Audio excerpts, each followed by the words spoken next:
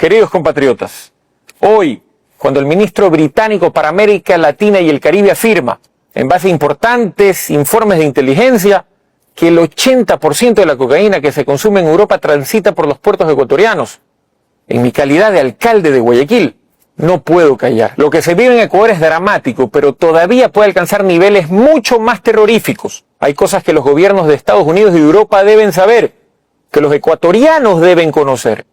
No solo sale cocaína, llegan precursores de fentanilo en igual proporción al país, lo que terminará provocando que ciudades enteras se conviertan en escenarios de zombies en el arco de muy poco tiempo. Quintales de drogas se encontraron en la hacienda de una familia poderosa con protección al más alto nivel. Esos tóxicos no se incineraron, simplemente desaparecieron. Hubo un operativo y se produjeron capturas. Todo está en el expediente. Todos los presos fueron liberados y aún cuando la policía le pidió a un registrador de la propiedad que certifique quiénes son los propietarios del inmueble, la única respuesta fue el irrespeto a los investigadores. El silencio es cómplice con la mafia. Las alianzas de la narcopolítica se entrelazan con el terrorismo. Llegaron al extremo de intentar convertir a Guayaquil en Damasco. Pusieron bombas en sectores de alto tránsito ciudadano. Llegaron a provocar la pérdida de vidas de gente inocente. Solo pararon cuando valientemente se denunciaron potenciales vínculos de la mafia con altas esferas. Sobre esto, tampoco se ha avanzado con ninguna investigación seria. No existe ningún plan de política criminal. No existe protocolo elemental de actuación en casos en los que el crimen organizado ha permeado casi todas las instituciones del Estado. El plan Fénix se acabó en el preciso instante en el que aumentaron el 15% de IVA. Nunca se informó a qué destinaron esos recursos. Nos brindaron desfiles faraónicos, tanquetas y alardes. Al final, como lo habíamos advertido, la pobreza y el terror se dispararon.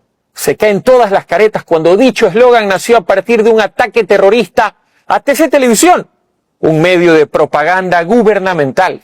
Pero curiosamente el mismo régimen no se presentó a las audiencias en España para evitar que el principal sospechoso quede en libertad.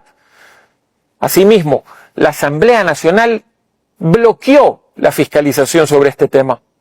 Todos los asambleístas de ADN es el mismo medio público que se dedicó sin pudor alguno a decir que las señas amenazantes de un mafioso serbio defendido por la cónyuge del actual presidente de la Judicatura contra un juez antimafia, quien tuvo que renunciar, no eran tales. El presidente de la República públicamente dijo que no podía garantizar que la mafia no lo asesine al juez. El juez, antes, hizo públicos audios en los que era presionado por la mano derecha del mismo titular de la Judicatura para que libere al criminal serbio, pedido en extradición por Austria. Si el plan Fénix nació para combatir el narcoterrorismo, pero no avanza ninguna investigación en casos como Cachorro, Blastio, Porsche, entonces todo es una gran farsa.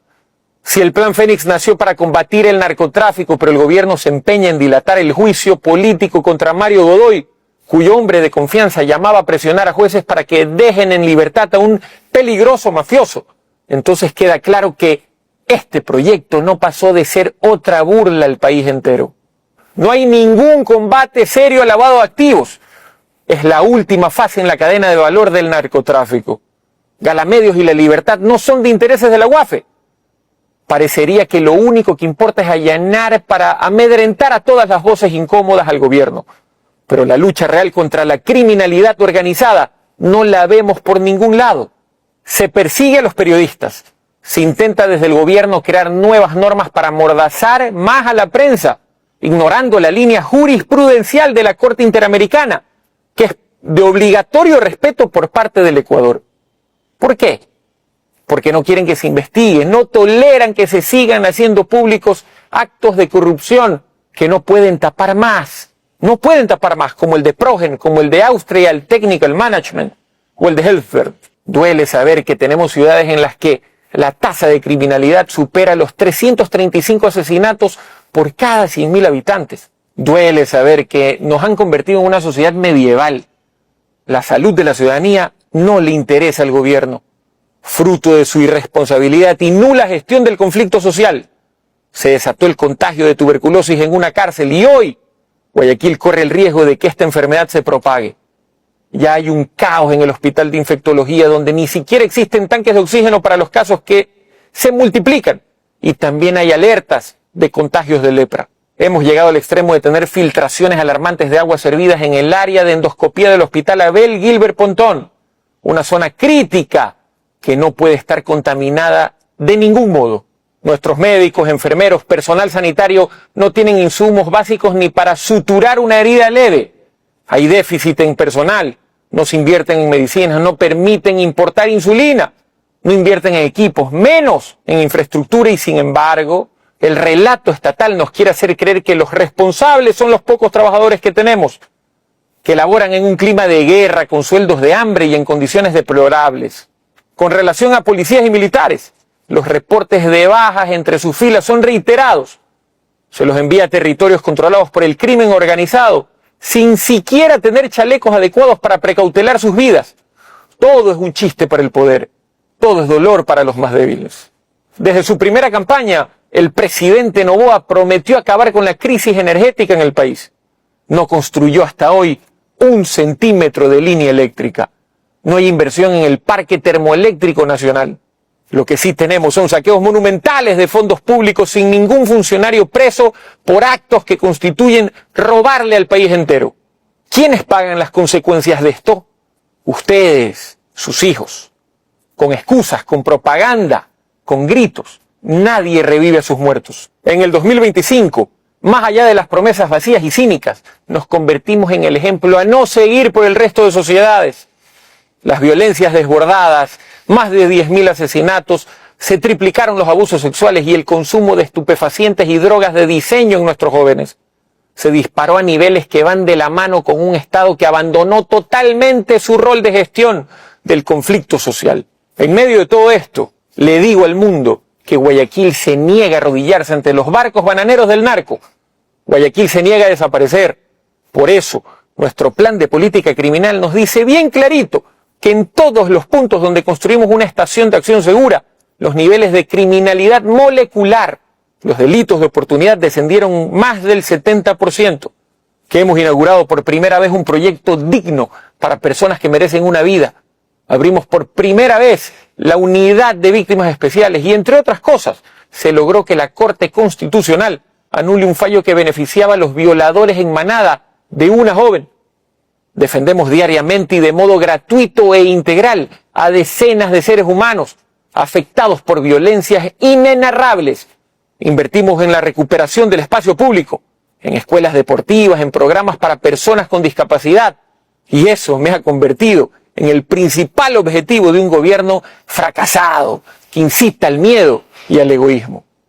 Quiero decirle al país y a los pueblos hermanos que hoy ven cómo sus niños y jóvenes se intoxican y destruyen sus vidas con droga que sale desde barcos bananeros ecuatorianos, que tenemos un poder judicial corroído hasta el fondo por el virus de la mafia, que ese mismo poder judicial cayó, por supuesto, en la gravísima denuncia por el caso Petronovoa.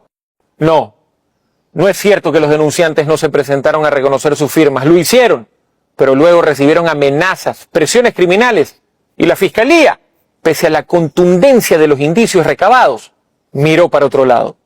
Como alcalde de Guayaquil, con una gestión menor a 3 años, me siento contento porque jamás les he fallado, porque he sido siempre leal a mi palabra, porque no paramos de trabajar por la gente que realmente sufre las consecuencias de un gobierno sin otra brújula que no sea el odio, la mentira y la ambición a desmedidas. Este fin de semana volveré a estar en Quito en una audiencia por un caso circense, en el que lo único que hace el gobierno del señor Noboa es atacarme con tristes y penosos alaridos, con cientos de personajes anónimos pagados con fondos públicos, en un linchamiento mediático burdo promovido desde el mismísimo Estado, por un supuesto delito que en una sociedad mínimamente justa debería tener a su hermano en el banquillo de los acusados y de ninguna manera a alguien a quien él, en sus delirios, ve como una amenaza a su desastroso régimen. Yo soy culpable de creer en lo que creo. Sostengo que el país necesita un plan de política sanitaria, un plan de política ambiental.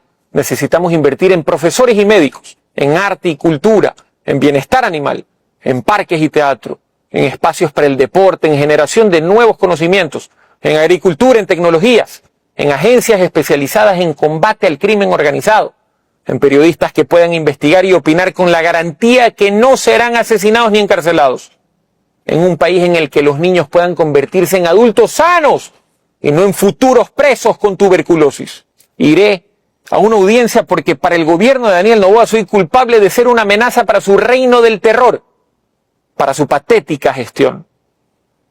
El país necesita urgentemente unidad.